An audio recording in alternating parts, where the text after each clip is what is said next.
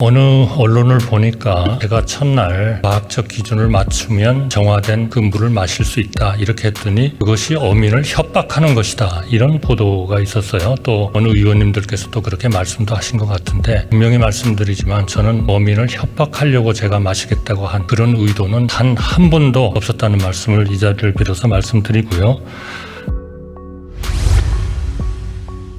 예, 총리님. 여론조사에 따르면 우리 국민의 85.4%가 원전 오염수 해양 방류에 반대하고 있고 또 79%가 일본 정부의 안전성 주장을 신뢰하지 않고 있습니다.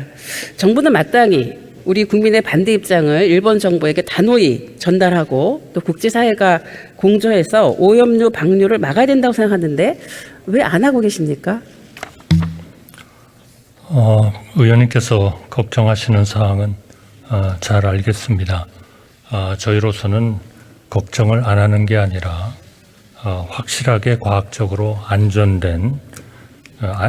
안전한 국민의 건강을 지키는 그러한 그 오염수 처리가 되도록 그렇게 국제사회와 협력하고 또 국제기구와 협력하고 또 그 방류의 당사국인 일본과 소통하고 있습니다. 예, 근데 국민들은 일본과 IAEA 검증만으로는 안전하다고 판단할 수 없다고 얘기를 하고 계십니다. 총리는 과학만으로 국민을 설득할 수 있다고 보십니까? 저는 이 과학적인 문제 이외에 이 부분에 게재를 해서는 게재가 되어야 할 그런 요소는 저희는 없다고 생각합니다. 따라서 이 과학적으로 안전한 그러한 그 조치가 이루어지도록 계속 오늘 내일의 문제가 아니라 앞으로 그 일본이 하겠다고 하는 30년 동안의 방류 과정에 집요하게 또 철저하게 국제기구와 협력하면서 과학적 그러한 조치가 이루어지도록 하겠습니다. 지금 이제 오염수 방류가 초읽기에 들어가면서 우리 국민들께서 지금 장기간 보관 가능한 천일염을 앞다투어 구매하고 있다는 얘기는 들으셨습니까? 이 부분은 전문가들이 소금을 구성하고 있는 NA35 또 기타 이러한 문제들은 소금의 그러한 위험성하고는 관련이 없다 이렇게 생각을 하고 있습니다. 예, 그런데요. 어쨌든 일본 때문에 우리 국민들이 지금 고통을 당하고 있는 거 아닙니까? 그런 거 아닙니까 지금? 왜 소금을 사재기를 해야 되고 암만 그렇게 설명하셔도 국민들은 지금 소금을 사재기하고 있는 게 현실이거든요. 저희가 검토를 하고 분석을 해본 바에 의하면 이것은 지금 방류와 연관이 있는 것이 아니고 그동안의 기후라든지 이런 것들이 영향을 미친 것으로 그렇게 판단하고 있습니다. 예, 일본 정부가요. 왜 못 믿냐면 제가 말씀을 드릴게요. 일본 정부가 그동안 방사능 오염수에 대해서 사실은 그 내로남불의 태도를 지금 보이고 있습니다. 체르노빌 원전 폭발 사고가 났을 때 일본은 유럽 12개국의 식품 수입을 금지했었죠. 그리고 러시아가 핵폐기물을 일본 근해에 버리자 바다는 방사능 쓰레기장이 아니다. 이렇게 얘기하면서 해양 투기 중지를 촉구했었어요. 과거 일본이.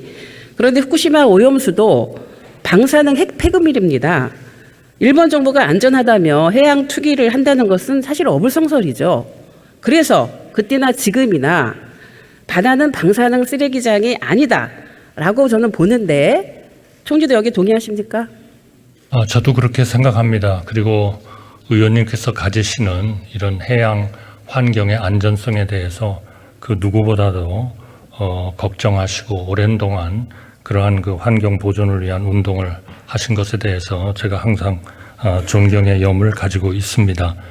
그러나 해양 투기를 일본이 비난을 했다. 그건 당연히 아마 과학적으로 처리되지 않았으면 비판을 했어야 된다고 생각합니다. 또 저희도 앞으로 일본이 과학적으로 처리하지 않는다면 그거는 반대하고 국제사회와 함께 공동 보조를 취하도록 노력을 할 겁니다. 그러니까 앞으로 그것이 과학적으로 처리되는지를 우리가 공동의 힘을 통해서 노력을 통해서 차질 없이 집요하게 그리고 지속적으로 또 장기간 우리가 그러한 과학성이 보장되도록 해야 된다 이렇게 생각합니다. 그 일본 정부가 그 경제 산업성 산하에 알프스위원회 두고 있죠. 다액정 제거 설비위원회라고 하는데요. 그 옥상 저장 방류라든지 방식이라든지 아니면 고용화 방식이라든지 여러 가지 5가지 방안을 제시를 했는데 왜 해양 방류만을 고수하는지 알고 계십니까?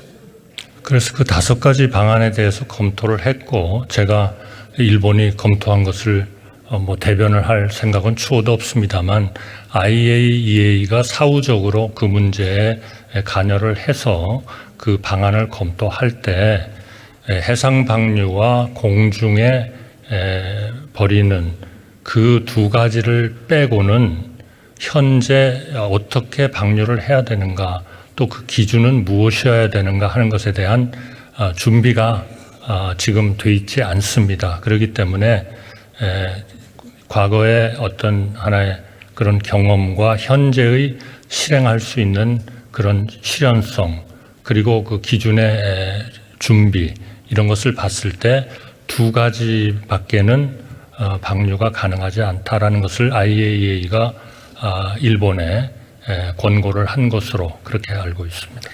그 총리님, 저는 이렇게 해양 방류를 고수하는 이유가요. 제가 보기에는 그 원전 사고의 흔적을 없애고 또 가장 값싸고 쉬운 방법인 그 해양 방류를 결정을 했어요.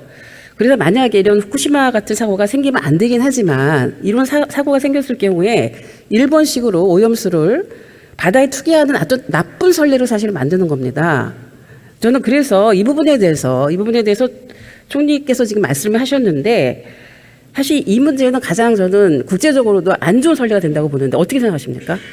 만약에 이것이 전 세계인들의 건강을 해치는 비과학적인 방법으로 이루어진다면 국제적인 여러 가지 해양법 재판소도 있고 또 우리가 이런 해양 투기, 불법적인 해양 투기를 제소하고 논의를 할 수 있는 그러한 국제적인 제도가 돼 있다고 생각합니다.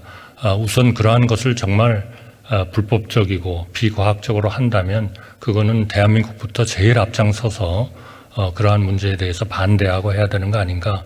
그러한 생각을 저는 지난 정부의 당국자들도 그렇게 생각하고 있었다. 저는 그렇게 믿습니다. 총리께서 이제 앞선 그 대정부 질문에서 뭐 안전이 확인되면은 마실 수 있다 이렇게 말씀하셨잖아요. 네, 예. 과학적 기준을 맞춘다면. 기준을 맞춘다면 그런데 이 후쿠시마 오염수를 아무리 정화를 하더라도 마실 수 있다는 주장은 개인 피폭량을 그 줄이라고 하는 원칙이 있습니다. 알라라라고 하는 원칙이 있어요. 피폭량을 줄이라고 하는 원칙이 있는데 이 주장에도 반하는 겁니다. 그리고 생각해 보십시오. 총리님은 한 번 마시면 되지만 후쿠시마 앞에 바다와 그 태평양의 물고기들은 죽을 때까지 30년 동안 마셔야 되는 거예요. 그 오염수를 마셔야 된다는 사실. 총리께서는 이거 어떻게 생각하십니까? 어느 언론을 보니까 제가 첫날 과학적 기준을 맞추면 처리된 정화된 그 물을 마실 수 있다 이렇게 했더니 그것이 어민을 협박하는 것이다 이런 보도가 있었어요. 또 어느 의원님들께서도 그렇게 말씀도 하신 것 같은데 분명히 말씀드리지만 저는 어민을 협박하려고 제가 마시겠다고 한 그런 의도는 단 한 번도 없었다는 말씀을 이 자리를 빌어서 말씀드리고요. 그리고 지금 알라라 기준이나 이런 것들은 분명히 그런 하나의 이론이 있는 것은 맞지만 전반적으로 IAEA라는 전 세계의 방사능에 관련된 그로 인한 또 해양의 환경에 대해서 가장 전문성을 가지고 있는 기구는 인간이 방사성에 대해서 견딜 수 있는 그 기준 1mS 정도는 1년에 감당할 수 있다. 그걸로 충분히 안전이 보장이 된다. 그러니까 그 원자력 발전을 하고 있는 나라들이 대개 좀 공통적이긴 합니다만 약 775종이라고 제가 기억을 합니다. 775종 정도의 핵종이 각각 가지는 선량 전환 계수라는 그러한 복잡한 방법을 통해서 연간 국민이나 개인이 1mS 이하로 그러한 그 노출이 된다면 그것은 안전하다 이렇게 생각을 했고 따라서 그 775개 정도의 공통된 국제적인 핵종에 대해서 각 나라가 1mS를 맞추도록 국내적인 기준을 가지고 있는 게 그것이 리틀당 또는 입방메타당 베크렐 기준입니다. 그러니까 그 기준을 맞추면 그것이 중요합니다. 반드시 맞춰야 됩니다. 그리고 우리가 그것을 감시해야 됩니다. 그걸 맞춘다면 우리 세계인이나 우리 국민들의 건강은 지켜진다. 저는 그렇게 생각합니다. 만약 그것을 안 지킨다면 그것은 불법이 되는 것이고 우리 세계인에게 비건강을 선사하는 것이어서 그럴 때에는 저희 대한민국부터 거기에 대해서 반대하는 그러한 그 역할을 해야 된다. 그렇게 믿습니다. 그 지금 말씀하신 이제 그 과학 얘기하고 그 기준을 지키면 전혀 인간의 그 뭐 해가 없다 이렇게 말씀하셨잖아요. 근데 또 여러 가지 또 주장이 있습니다. 전문가들의 주장. 그렇습니다. 전문가들 주장을 보면은 삼중수소 이외에 방사성 세슘 등 다른 핵종이 있는 경우에 오염된 물고기를 장시간 섭취를 하면 암이 발생할 수 있다. 이런 얘기 들어보셨습니까? 네, 뭐 과다 섭취를 하면 그렇죠. 그러나 과다 섭취가 아니죠. 그럴 경우에 네.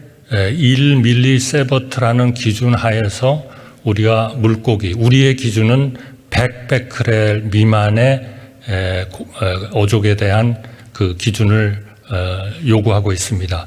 100베크렐 말하자면 최대 한도의 그런 그 방사능 정도를 가진 고기 어족을 하루에 200g씩 1년 동안을 먹으면 그래서 축적되는 것은 제가 지난번에 1mS라고 얘기한 것 같은데 1mS가 아니라 0.1mS가 말하자면 그 어족 200g씩 1년 365일을 먹었을 때 인간이 방사능에 말하자면 노출이 된다 이렇게 했기 때문에 저는 의원님께서 걱정하시는 네. 걱정을 제가 충분히 압니다만 그것은 우리가 확실하게 그런 기준을 지킨다면 그거는 우리의 건강도 같이 지킬 수 있는 그러한 상황이다 하는 말씀을 드리겠습니다. 그 총리님, 우리 그 대한민국이 그 생선을 얼마나 소비하는지는 알고 계십니까? 아시아권에서. 저는 하루에 200g을 365일을 먹을 정도의 수준은 아니라고 생각합니다. 대한민국이 아시아권에서는 가장 생선을 많이 소비하는 국가입니다. 좋아하고 예, 알고 많이 계실 거예요. 먹죠. 그리고 내부 피폭시에 가장 문제가 되는 핵종이 이 방사성 세슘하고 스트론튬입니다. 근데 요드 같은 예, 것도 근데 있죠. 세슘은 이제 골수암과 네. 갑상선암, 유방암 일으킨다고 이미 얘기가 된 부분이고요. 네. 스트론튬 같은 경우는 뼈암이나 불임 네. 이런 부분입니다. 그래서 이게 사실 이런 어떤 주장이 과학이지 이런 주장이 괴담이 아니에요. 네, 저는 예? 과다하게 했을 때 분명히 과다라는 기준에 대해서 아까 문제가 말씀하신 된다는 거예요. 저는 뭐 의원님 말씀에 전적으로 동의하지만 바로 그런 것들을 방지하기 위해서 각 나라가 기준을 가지고 있다 하는 말씀이고요. 그 과학적 기준을 충족을 했을 때에는 연간 1mS 이상을 넘어가지 않는다 하는 것이 우리 원자력 안전위원회의 고시에 이미 어떤 핵종을 우리가 규제하고 있다는 것이 다 공개가 되어 있습니다. 그러니까 과학자들이 그걸 보고 계산을 해보면 우리나라의 기준이 우리의 국민들을 위해하게 하는 건지 충분히 견딜 수 있는 그런 수준의 규제를 하고 있는지 하는 것을 아마 아시게 되리라고 생각합니다. 그러나 그럼에도 불구하고 정부로서는 국민의 안전이 최고로 우선이고 그리고 우리가 정한 그러한 국민의 안전을 보호하기 위한 그러한 여러 가지 기준을 철저하게 지켜야 되고 그것은 일본에 대해서도 마찬가지고 국제사회에 대해서도 마찬가지 그러한 그 우리의 권리고 예. 또 의무이기도 하다 이렇게 생각합니다. 그 지금 이제 이달 내로 IAEA 최종 보고서가 나올 예정인데요. 그 1차 보고서를 보니까 그 8개의 기술 주제로 이거를 선정했습니다. 근데 그 내용에 인접 국가와 해양 환경 생태계에 대한 영향 평가가 없는 거는 알고 계십니까? 알고 계십니까? 그러나 실제로 영향 평가를 다 하는 거죠. 그래서 저희도 아니죠. 원자력 연구소하고 해양 연구소가 모델을 그동안에 우리 문재인 정부 때 다 그런 것들을 마련을 해 주셔서 모델을 일종의 다 했고 또 그 모델을 한번 시산도 해서 올해 한번 발표를 했습니다. 그러나 그것은 아직도 그 모델이 완벽하게 만족스럽지는 않기 때문에 앞으로 계속 더 발전을 시켜야 되고 앞으로 수시로 우리 해양에 대한 영향을 계속 그 모델을 통해서 검증을 할 겁니다. 다만 지난 2011년 그 후쿠시마 원전 사태가 일어난 이후로 저희가 최근까지 우리 계속 그 우리의 해역과 우리 해역에서 잡히는 물고기에 대해서 이 방사능 조사를 끊임없이 해왔습니다. 그리고 올해 같은 경우에는 지금 그 조사를 92개 지점에서 하려고 하고 있는데요. 그러한 그 전체적인 전제하에서 봤을 때 우선 우리나라의 해양과 우리나라의 어족에는 방사능이 검출이 되질 않았습니다. 그리고 앞으로 이제 방류가 됐을 때 어떻게 될 것이냐 하는 것을 해봤을 때 그것은 충분히 우리의 그 해역의 건강성은 유지된다 하는 그런 판단을 한 것으로 알고 있습니다. 그러나 여기에서 그치지는 말아야 된다고 생각합니다. 단정하실 수는 없는 거고요. 지난번 어쨌든 1차 보고서에서는 그 인접 국가나 해양 생태계에 영향 평가가 없었고요. 그거를 원자력 안전위원회에서도 그런 평가가 부존재한다고 사실 인정을 하지 않았습니까? 그래서 지금 말씀하신 대로 그러면 한국 정부가 이후에 만약에 그 오염수 방류할 경우에 독자적인 뭐 환경 영향 평가 같은 거 계획하고 계십니까? 저희 그 대한민국으로서는 계속 지금 이제 그동안에 몇 년 전서부터 발전시킨 그 모델을 더욱더 발전시킬 거고요. 더 자주 할 거고, 우리 국민들의 안전이 최고 우선입니다. 거기에 어떤 것도 대체할 수가 없기 때문에 그러한 그 조사를 계속하고 또 그 조사를 공표할 겁니다. 그러니까 제가 말씀드리는 거는 IAEA 이제 보고서가 나오면 조만간 나온다고 하는데 그것을 과학의 기준이라고 얘기를 하시는데 사실은 거기에 그 보고서의 그 구체적인 내용에 결함이 있다라고 문제를 제기하지 않았습니까? 그러면 그거가 나오고 난 다음에 어떤 방류를 허용하고 이렇게 할 부분이 아니고요. 그럼 독자적인 어떤 환경 영향 평가를 대한민국 주권 국가로서 하겠다라든지 뭔가 이런 어떤 계획이 있어야 된다 생각하고요. 지금 제가 볼 때는 그런 부분에 대해서 지금 그 기준에 따라서 할 거니까 오염수가 돌아도 문제 없다 이런 식으로 추정하시는 것이지 우리가 대한민국 국민들이 믿을 수 있을 만한 그런 근거를 제시하시는 건 아니시거든요. 그거 과학이 아니라고 생각을 합니다. 저는 그래서 지금 이미 사실은 일본산 그 수산물 수입이 좀 늘어나고 있지 않습니까?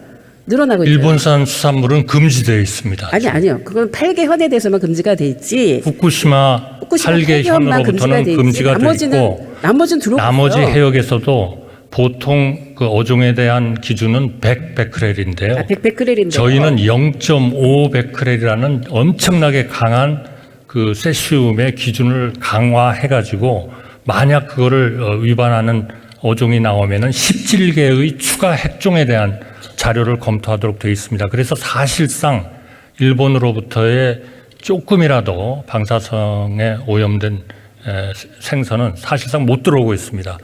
저희 정부는 어떤 일이 있더라도 그 기준은 계속하겠습니다. 지금 현재는 그런데요. 현재는 그런데 이미 방어가 100%고 멍게가 98%고 일본 산이 이제 그렇지 않습니까? 그래서 여기에 대한 어쨌든 암만 그런 검사를 하신다 하더라도 들어올 때 수입 단계에서 하는 것이 알고 있습니다. 지금 후쿠시마 지역에서는 절대로 안 들어옵니다. 후쿠시마 지역은 알습니다. 근데 후쿠시마 이게 왜냐하면 방류가 되면 후쿠시마만 문제가 아니기 때문에 일본 해 주변과 그다음에 여러 태평양 연안들 이런 데들이 다 사실은 오염될 수 있다라는 문제 때문에 말씀을 드리는 거예요. 그래서 그러니까 저희가 그 어종에 대한 방사능 검사를 대폭 강화하는 그런 방안을 가지고 있습니다. 어제 아마 해수부 장관께서도 그런 말씀을 하셨고 저희가 해역을 할 뿐만 아니라 들어오는 어종에 대해서는 더욱더 철저하게 그렇게 할 것입니다.